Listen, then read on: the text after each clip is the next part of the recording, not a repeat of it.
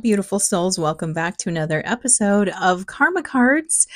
I am your host, Therese Tucker, and the energy this week is quiet. It's almost too quiet. Or maybe I'm just being dramatic, but it does feel energetically quiet. But we are inside the eclipse window. We have the solar eclipse new moon coming up on October 2nd, and that will bookend this portal that we are in right now. Eclipses represent this portal energy, a turning point, a time for change. And I believe that in that 2-week window between the lunar eclipse and the solar eclipse, we're inside that portal energy. So things are changing. They might not feel settled. They might feel nebulous. You might feel like you're getting surprise turns. For example, my husband out of the blue broke his toe this morning, his little pinky toe. He's okay, but it's just these things you can't see coming. It's these little unexpected events that seem to shift the trajectory of your day or your life for at least a little while, that we're making these shifts, but cosmically it's kind of quiet. I'm not hearing a lot or seeing a lot happening. So quiet doesn't mean nothing's happening, but it does mean for me like a buildup in energy. I did just check the KP index to see what's going on. We're at a 5 currently, which means there is some solar activity. It's heightened more than usual, but it's more in the annoying zone than in like a oh my gosh, I'm really feeling that shift zone. So it's not doing anything too crazy. And then energetically right now with the cosmos, Mercury's about to shift into Libra, which is an air sign. Mercury rules Virgo, which is where it's most at home. But I do feel like Mercury does well in Libra because it's an air sign and it's about balance. It's not about extremes. And so Mercury finds that place of being able to understand both poles, right? Both polarity, like work, play, hot, cold, big, small, all of that seems to get balanced when Mercury is in Libra. It's finding that wisdom zone because the wisdom is not at the extremes. It's in between the two. And that actually brings me to the message from the team, because that was in the message from the team. They've got a lot of it to say about what to do with this time right now, this sort of quieter time. And they're talking again about going inwards. Of course, they're always talking about going inwards. But again, going inwards and knowing that when we have activated our inner awareness, our ability to remove limitation is activated. This is where the power is. In connecting deeper with ourselves and opening up our inner awareness, we can remove all limits in our life. And you've been doing that work. They've been asking you to do this work for a while now. I feel like since the last time we were in eclipse, they were asking us to do this work of releasing limiting beliefs. But they made an interesting point this time in this window of quietude right now.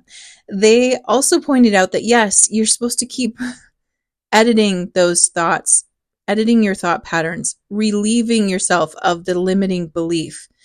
But they also said that all work and no play makes Jack a dull boy. And there's my little, Halloween reference for you. But seriously, all work and no play, it dulls you. So this is not meant to be something that is tedious or hard or feels heavy. They want you to know that you can do this work of breaking down self-limiting beliefs, doing the work of releasing yourself from that in a playful manner. And I asked them how, and they said, activate your imagination. What if you don't have to do all of this in this very much shadow work, digging down, emotional release? Some of that work is necessary, but not all of it. Like if you've done a portion of it, you can also use a cheat code, if you will, and do it in the mind. Do it in, see yourself already getting it. Like fast forward. I've done the healing work. Now where am I? Fast forward. I've gotten over my fear or my anxiety. I've gotten over my imposter syndrome, and I'm doing the thing that I want to do now.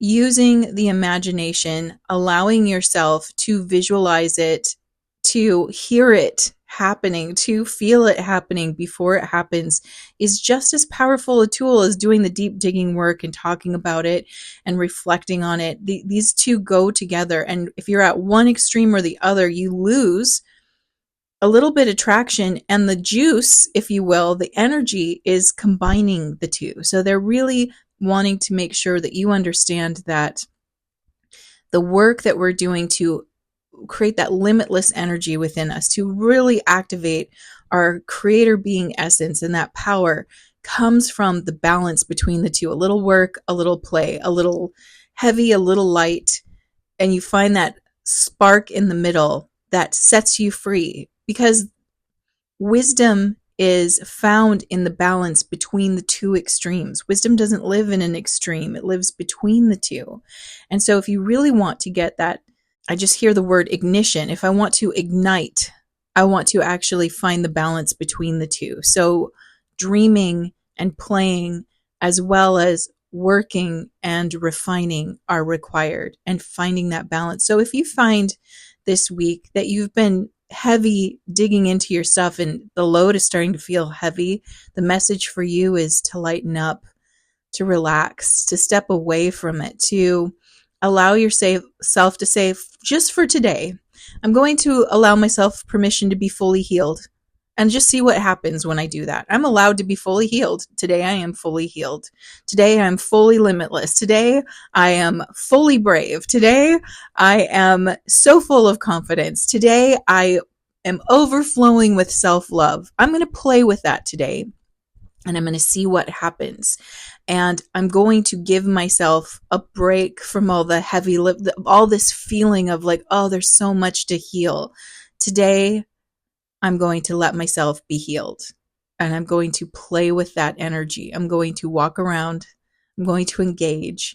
I'm going to approach the things I do in my life as if I've already got a handle on this, as if I've already figured it out, as if it's already working for me, as if the abundance is coming in, as if I've got the job, as if the relationship is going well, as if the dreams are coming true. And I'm going to just play at that and see what happens.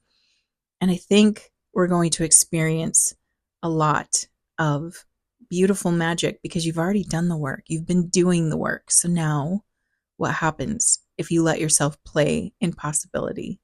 And with that, let's look at this week's karma cards. All right, so if you're new to karma cards, let me quickly show you how these work. I have 3 decks here: planets, signs of the zodiac, and the houses of astrology. And I've already asked my team, what is the message you have for this week? And I've got 2 sets of answers, which I have not read yet, so I do not know what they say. And a set in red, which are action related, and a set in blue, which are outcome related. And the way that you play with me is you tune in with your beautiful intuition and feel, what is the type of guidance you're looking for this week? Are you looking for action related guidance? Do you want to see how things resolve? And of course, you can always choose both. And while you are choosing, let me tell you the timing for this reading. This reading is for September 25th through October 2nd. And the flavor of this reading, we've got the moon, so we're going to be dealing with emotions. Very interesting.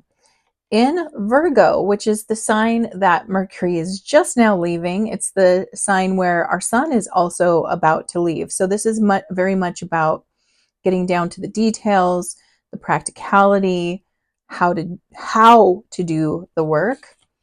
In the 6th house, which is about the balance between the balance between work and health, your health and your work, and not overdoing it, but finding that balance point between the two. So this is going to be interesting. All right, for those who are choosing action, your spiritual action at this time is to defend the serving of others as a full-time job. So you can see that they said, well, you're going to play at this, but you're not giving up the work. This is what's really interesting, is they still want us to work, but we're going to work in a slightly different way. So maybe they're letting us know this because maybe when you hear acting from your imagination, maybe that feels a little selfish or self-serving. I'm not sure. I've never perceived it that way, but perhaps somebody out there might feel like, oh, well, if I focus all on my dreams and things working well for me, that's a self-serving attitude. We've got to remember that in order to work for service to others, it includes us. It's not precluding us. So again, the oxygen mask theory comes into play. Put yours on so you can help other people put theirs on, or fill your own cup so that you can then share what you're filling.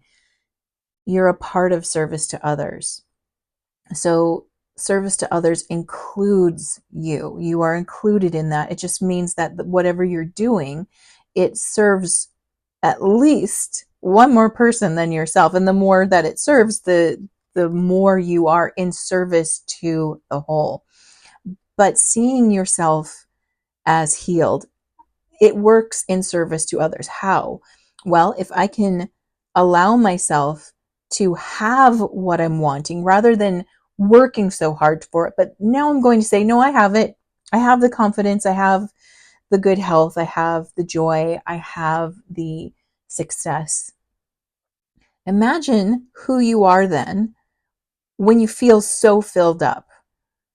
Imagine the person you are walking around and engaging with the world when you feel so filled up. Imagine how much more abundant you feel, more generous you feel, more capable you feel.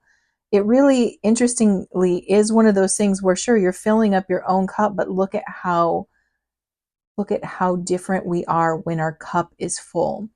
So many people are afraid that if they were to go into a place of abundance, that they would become somehow, like it would ultimately change who they are. Like without the struggle, if I had what I wanted without the struggle, I might become a self-centered person. But abundance only amplifies what you already are. It doesn't fundamentally change you at your core. It amplifies who you are at your core. I know I'm talking to people who have big, beautiful hearts and are generous, loving souls. When you receive what you want, it doesn't shift you into a self-centered person who no longer cares about the needs of others. It amplifies you and how you are able to serve. It gives you more to work with, more to share. So they're asking us to recognize that even though we're being asked to also play with this energy, it's still about doing the work of service to others. Mental action at this time is to accept the ideals of serving. So when I hear this, I'm hearing accept the balance. The ideal balance of serving is I take care of myself, I take care of others. There is this sixth house is interesting because it represents the work-life balance. That's really what it's talking about. And it's talking about if you're working too hard, right? Too much work makes Jack a dull boy. If you're working too hard, you're wearing yourself out. To dull is to take that edge off, right? To take the shine off.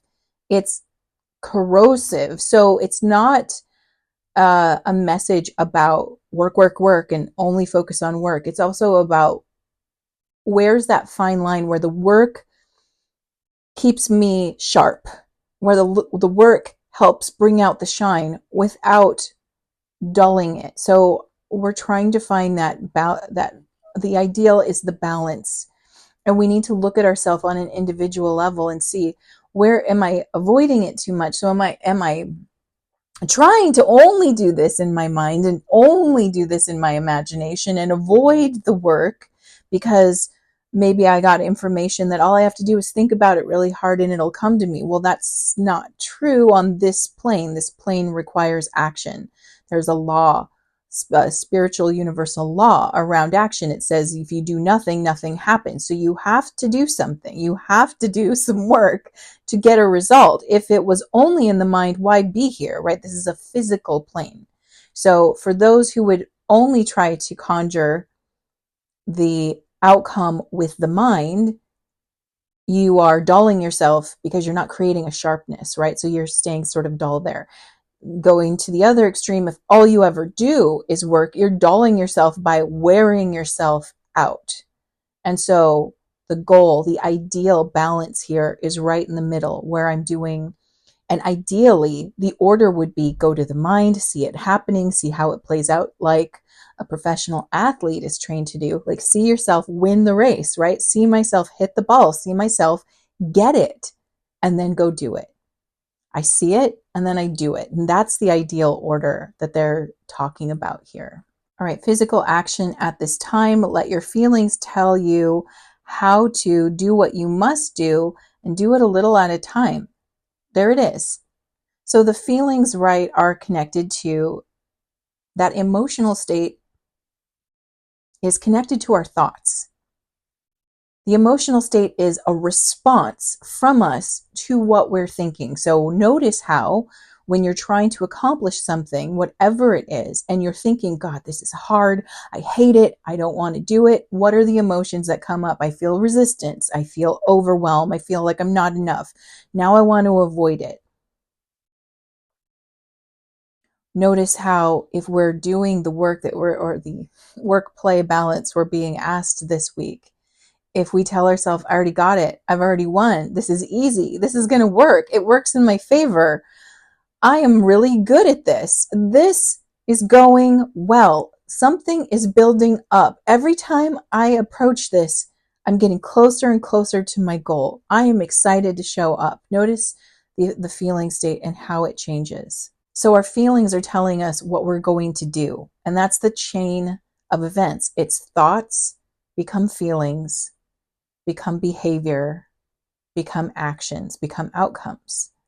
So if you can't get hold of your thoughts, and that's fine, the feelings are a GPS. They will let you know this is what you're thinking. It's like my daughter. She's like, I hate math. She's actually really good at math. She's way better at it than me, but she's not enjoying it right now. And she's focusing on how she doesn't enjoy it. And so, of course, the conversations go like, oh, I've got a math test and I don't want to do it. You know, the whole thing is starting up. Her feelings are telling her that her thoughts around this, which is a very neutral activity, are creating pain for her. So what we do is we go back to listen to how you're talking to yourself about it. Listen to how you are actually kind of putting barriers between you and your success by how much you are priming yourself.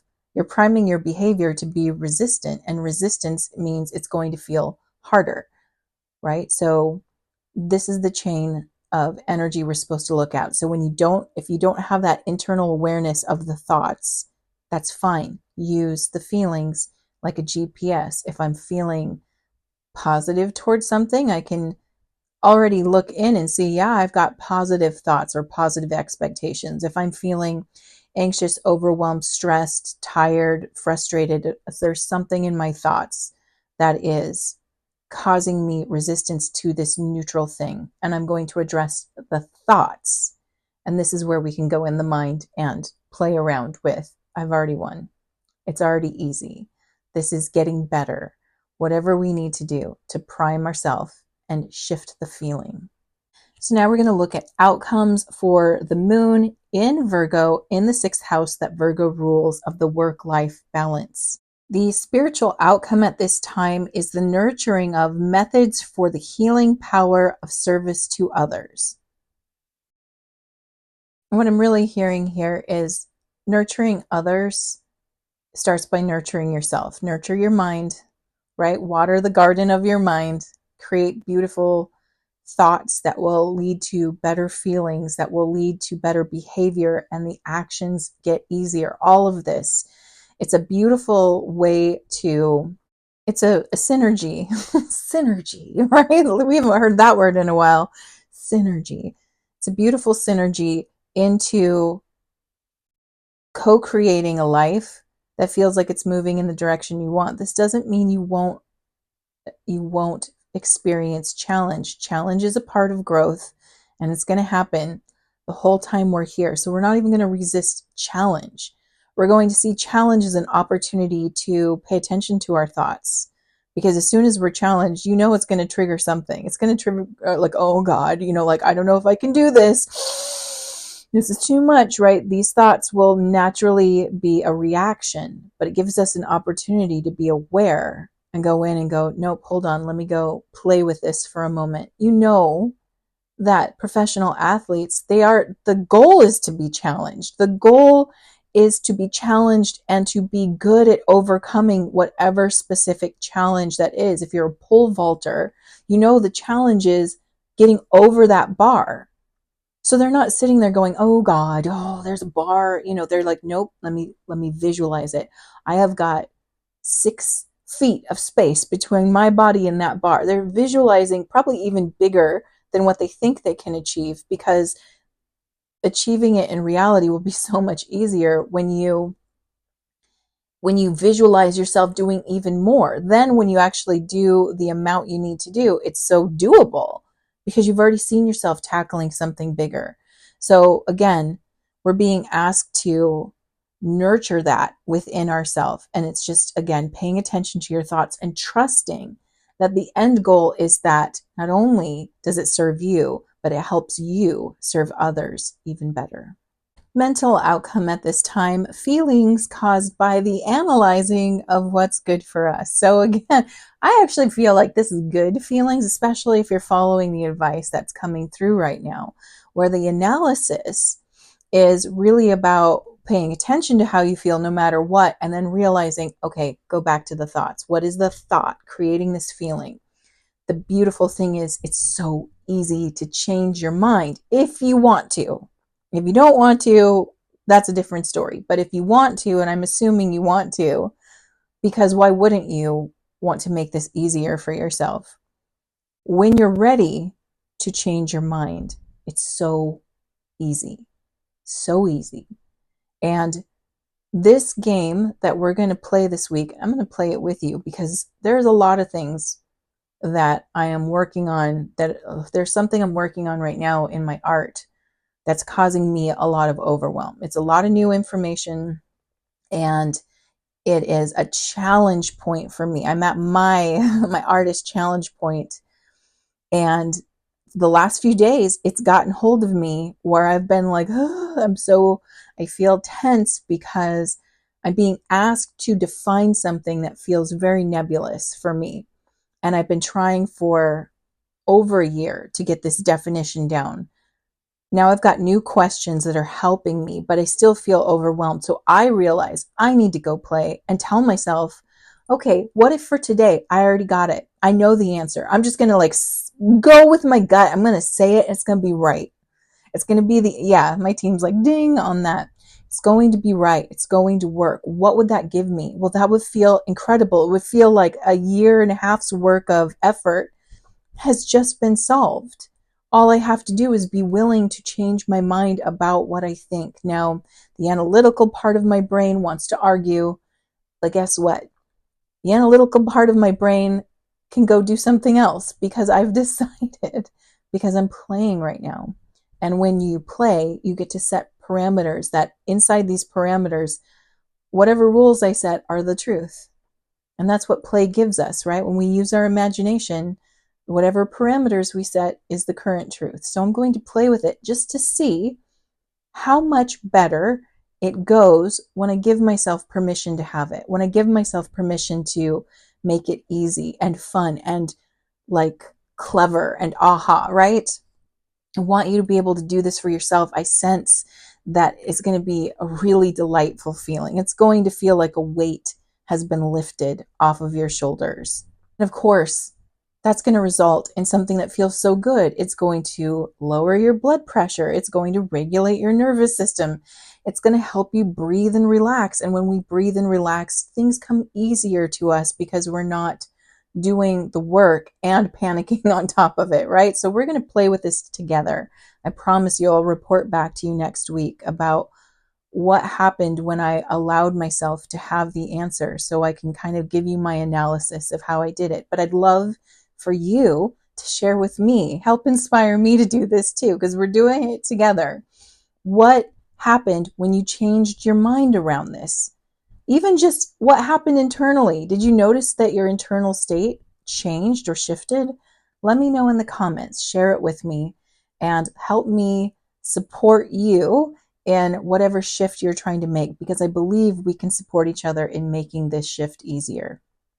Physical outcome at this time, reactions resulting from the perfectionism of your work. All right, so here's the hitch. Will you let yourself play? Especially if it's something that you're deeming as serious. It's hard sometimes for us to allow ourselves to play with energy around serious situations. And so even let's say, but you're like, no, I'm willing to try though. I'm willing to look at this serious situation and play with it energetically and give myself permission to see it as easier or better or smoother or whatever I need it to be. Let's say you give yourself that. You might have that knee-jerk reaction to like, this is BS. It's not working. Oh my God, I'm wasting my time. Every time I look at the facts of this situation, I get brought back into the old feeling and thoughts. This ability to play with energy, unless you've already been doing it for a while, unless you believe in it enough to bring it to serious situations. Like, for example, with my husband, he broke his toe today. And instead of panicking, which of course, when someone you love gets hurt, it's like kind of a natural knee-jerk response is to panic and freak out and be all like high key. And trust me, I can go there. But for whatever reason, I was already in the zone.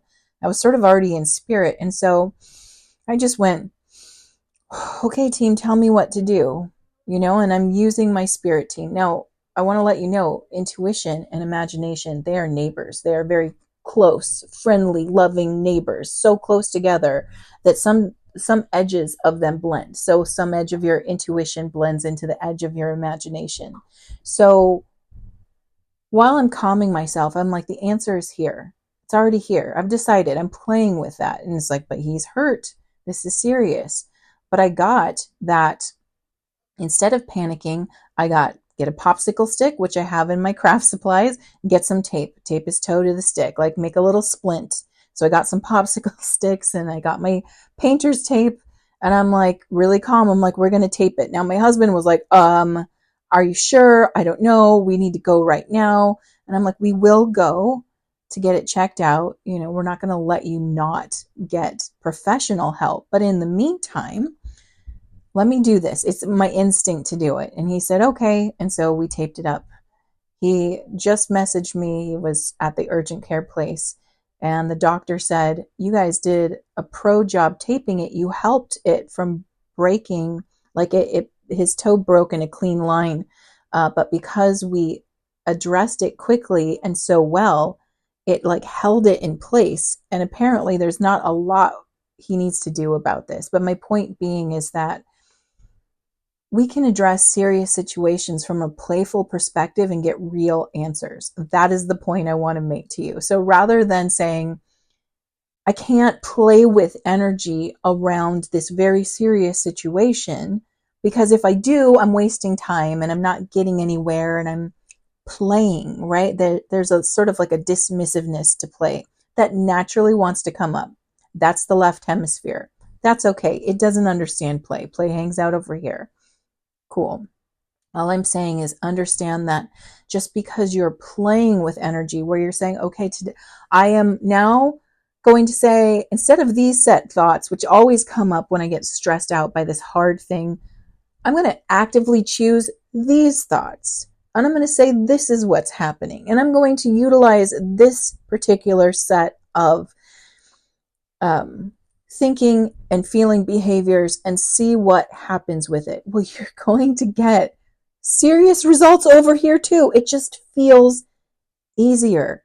There may be resistance in you around that. That's okay. If you're too afraid to play with a serious situation energetically and again, playing in the positive sense, not dooming. We're not dooming and glooming. We are empowering ourselves. So we're not playing with worst case scenario. Your brain does that by itself. You don't need help there. What you want help with is seeing the positive, seeing the empowering, seeing the power you hold, seeing you win and get it and heal it and fix it. That's what we're playing with. If you're too afraid to approach a serious situation with that, start with something slightly smaller, but still try. If you're at a point where you're like, F it, I don't have anything to lose. All my thoughts around this are always taking me here. Great, welcome.